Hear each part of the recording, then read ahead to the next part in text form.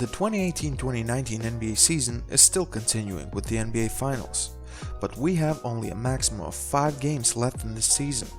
Soon after that, we'll have our eyeballs set on the NBA draft, and just a bit later, we'll see which top players will join other top players on different teams or start their own teams in legacy. The official start of the NBA free agency is about a month away, so I think this is a very good time to predict where will the top free agents of 2019 land. Sure, there's already been a lot of speculation and rumors around, and for some, the choice might be obvious, but still, let's try to predict the future. Hey guys, hope you're doing well. This is Purple Prince, and let's try to predict where the top 10 free agents of 2019 will go. I'll have a second video coming out covering the best free agents outside of the top 10, so if you don't see your favorite free agent on this list, don't worry, he'll probably be in the second video. But these 10, in my opinion, are the top 10 free agents this summer. Let's start. Number 10. D'Angelo Russell. D'Angelo Russell is coming off his best season as a pro with the Brooklyn Nets. He made his first All-Star appearance this season and averaged a career high in points, assists, rebounds, and field goal percentage. Russell is an unrestricted free agent, and after the season he had, he'll have plenty of offers. The big question here is, do the Nets sign another point guard in Kyrie Irving? That would probably impact Russell's decision quite a bit. The biggest money could be waiting somewhere else, as there are some teams desperately looking for a point guard. But the Nets could offer Russell to stay in Brooklyn, as they are a known commodity and D'Angelo did enjoy his best season with them. Even if Brooklyn signs or plan to sign Kyrie, I think D'Angelo stays in Brooklyn to either form an all-star backcourt with Kyrie or continue to be the star of the team alongside pieces they have and will add during the offseason. Number 9. Tobias Harris. Tobias Harris is that all-star caliber forward you would like to have on your team. He hasn't been an all-star yet, but this year he had his best season as a player and as a shooter. He did vanish a bit in the playoffs, and after the trade to the Sixers wasn't as hot from the three-point line, yet still he defends and can create his own shot, which is valuable for all the teams. He'll have offers coming, and most likely he'll be waiting for a max contract offer. I'm not sure he's a max player just yet, but Philadelphia can offer him the most money. The Sixers organization has also openly said that they would like to retain the services of the 6'9" forward, and I think staying in Philadelphia is his best decision. Put some years and zeros on that contract and let Harris stay with the Sixers. He can have the most money, and arguably no other suitors can offer him a better chance to win right now. Number 8. Kristaps Porzingis.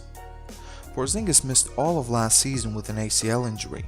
Before the injury, however, he was a borderline superstar. Standing at 7'3" tall, he can shoot over anybody, and the big thing is, he really can shoot. In the 2017-2018 season, Porzingis was having a great season with the Knicks, averaging a career-high 22.7 points and shooting almost 40% from the three. Additionally, he can defend, block shots, and those skills are valued highly in the NBA. Before the trade deadline, he was traded to the Mavericks. And there are some injury concerns obviously, but considering Mavericks' bad luck when it comes to the free agency, they'll do everything they can to re-sign him. I think that happens. There's been talk that Porzingis would sign his qualifying offer to become an unrestricted free agent next year, but the best outcome for both parties would probably be signing Porzingis to a max extension this summer. Dallas will get their star to pair with Luka Doncic and quite possibly other big signings, and Porzingis will get his safety in case he gets injured again. You never know what can happen, and there's a certain risk involved for sure, but talented players over 7 feet tall are very rare. Plus, another 7-foot European worked quite well for the Mavericks. Number 7. Nikola Vucevic. It's been a long time since Orlando had an all-star on their squad. Orlando has always had good centers, at least in recent history, from Shaq to Dwight Howard, but nobody has probably been as quietly productive as Nikola Vucevic.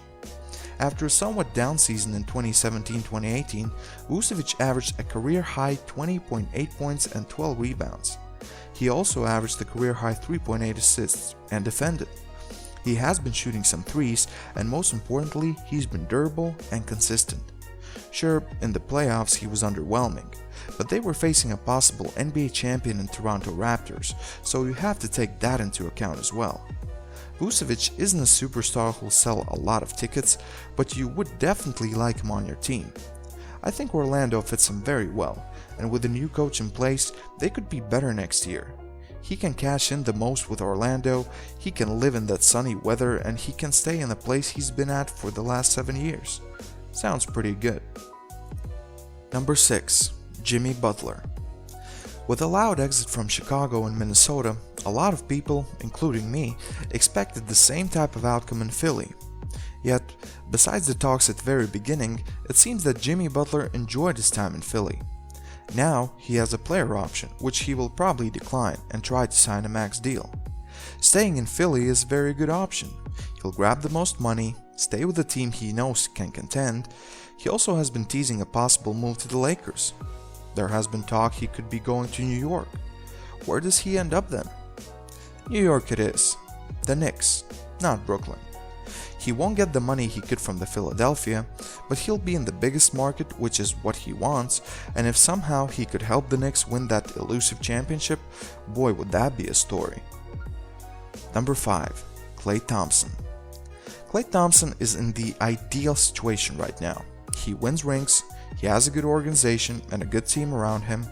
Thompson himself is one of the best shooting guards in the league and one of the best shooters of all time. At the beginning of the season, there was a talk he would be interested to join the Lakers, and ever since, it's pretty much just been the Lakers or staying in Golden State. The talk is he awaits a max contract offer from the Warriors, and the Warriors would be foolish to give him anything less. But do they try to sign KD first? Would that possibly trigger Klay Thompson to leave Golden State? From the two available options, staying in Golden State is by far the better one.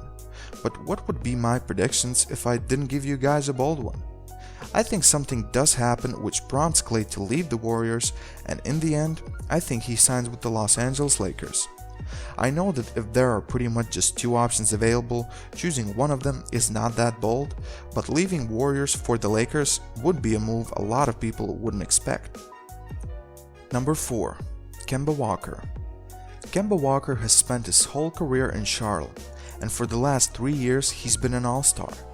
This season he had his best career year, averaging 25.6 points and 5.9 assists. This season included many highlights, and he made an All-NBA third team, which makes him eligible to receive a supermax contract offer from the Hornets. The problem in staying with the Hornets is that they have no other pieces there. His teammate Cody Zeller has started fundraising to keep Kemba in Charlotte, and Kemba himself has openly said that staying in Charlotte is his first priority.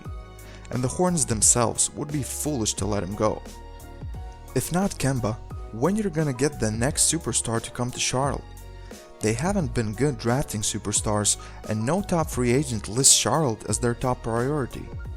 Even though going to a big market like LA or New York is appealing, I think Kemba stays in Charlotte by signing a supermax contract. He is their superstar, and without him, the franchise would just die. And to me, Kemba just isn't that dude who would prioritize a big market over fan loyalty and family. So in the end, he stays in Charlotte and hopefully gets some help to finally start winning. Number 3. Kyrie Irving. Kyrie Irving is one of the most sought after free agents of this summer, and rightfully so. He's a highlight reel waiting to happen. His dribble is unbelievable, and his shot making ability is second to none. He didn't have a particularly good year this season. Individually he was great, but from the team perspective, they had their fair share of problems, and Kyrie's leadership was questioned on multiple occasions. He probably can't be your number one option if your goal is to win the NBA championship. Nevertheless, almost every team in the NBA would want to have a Kyrie Irving on their team, but only few really match what Kyrie wants. One team you can certainly cross off the list is Boston Celtics. Kyrie just won't return to Boston. I don't think he wants to, and I think the Celtics themselves have seen that this experiment failed. That leaves us with a couple of options. The Los Angeles Lakers would sound interesting. Reuniting with LeBron has been discussed since like the second month of the season, but I doubt that will happen. It would look a bit weak on Kyrie's side, and even though he now maybe respects LeBron and appreciates him more than he did when he was with Cleveland, he should explore other options. Kyrie signing with the Knicks was seen as a done deal, but recently it doesn't look that bright. Knicks didn't land the first pick of the draft, and they don't have trade assets to trade for another superstar. The latest rumor and my prediction is that Kyrie signs with the Brooklyn Nets. It's still New York, it's still a big market, and it's a much better organization with a good coach and a lot of pieces in place to contend right away. Pairing him with D'Angelo Russell forms a very good backcourt duo, and they have a bunch of youngsters on the team who would play hard and do the stuff that you don't see on the box score. By no means it's a done deal just yet, but it looks and feels like Kyrie will be a Brooklyn Net next year. Number 2. Kawhi Leonard. Number 1 and 2 on my list are really more like 1 and 1A. Kawhi Leonard had a busy offseason last year as he was traded to the Raptors. New team, new conference, new country. All year Toronto has done its best to keep Kawhi healthy and happy. He has sit out games, the team made trades at the deadline to make them a championship contender right away, and the guy has been eating for free in Toronto restaurants for crying out loud. He has a whole country behind him, and he's been so loved by the fans it would be very hard to leave such a team. Especially since they are currently battling for the NBA championship as we speak. Multiple teams have been linked to be interested in Kawhi Leonard, and that's not a surprise. He's the best two-way player in the game, and everyone would want him. Well, not everyone can and will get him. For me, there's only two options: staying in Toronto or going to the Clippers. The Lakers ship has sailed in my opinion, and I won't even touch on that subject. The Clippers have a very strong organization, a great coach, one of the richest men in the world owning the team, and Kawhi has expressed his desire to be in LA. But here's another surprise for you guys. My prediction is that Kawhi will stay in Toronto. Maybe not on a full 5-year max deal, maybe something shorter years-wise, but I just have a feeling he will stay in Toronto. I think he likes the organization, it's professional, they have a great GM, executives, and the team around him is very good. For a lot of people, the possibility of Kawhi staying with the Raptors became so real when he purchased a property in Toronto. But I wouldn't put too much into that, as NBA superstars buy properties all the time, and in a lot of places. But that could be a small sign that he really likes it there and wants to stay there. I think that happens, and the Claw will be in Toronto next year. Number 1. Kevin Durant. Kevin Durant was on a historic postseason run before injuring his calf against Houston. He should return sometime during the NBA Finals, but we don't know when just yet. Speaking of free agency though, similar to Kyrie, KD has been linked to the New York Knicks for a while now. The talk was that he and Kyrie would team up in New York, but I don't see that happening. His time with the Warriors seemed to be on borrowed time when at the beginning of the season we saw his scuffle with Draymond Green. Then, to all people, it was pretty clear that he would not stay in Golden State, but as the time went, problems seemed to be solved, and if the Warriors three-peat this year, why wouldn't you want to stay with Golden State, at least for another year, and try to four-peat? Do something that not superstar of this era has done. To me, it is between the Knicks and the Warriors. The better option would be to stay with Golden State, especially since I predict that Klay will leave the team. But in reality, I think he signs with the New York Knicks. He wants the Big Apple, and he wants to taste that media. Bring it on. KD and Jimmy Butler should have a great time being a Knicks tandem for years to come, but I don't see a championship on the horizon. Good luck, KD. Thanks for watching, guys. So that is how I see the free agency turning out for top 10 free agents of this summer. Where have I gone wrong, and what are your expectations? Please leave a comment below and let me know. The video about other top free agents will be coming soon as well. Be sure to leave a like for this video and don't forget to subscribe to my YouTube channel to not miss any content in the future. Thanks. This is Purple Prince, and I'm out.